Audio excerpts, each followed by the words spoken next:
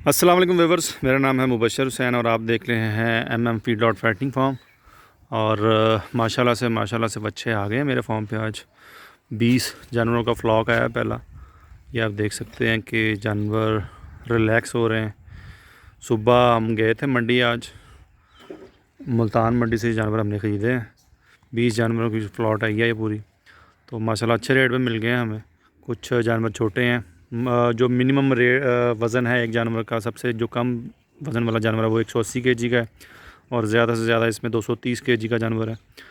तो कुछ 7 जानवर जो हैं ये 180 केजी से नीचे हैं, बाकी सारे 200 केजी से ऊपर के हैं।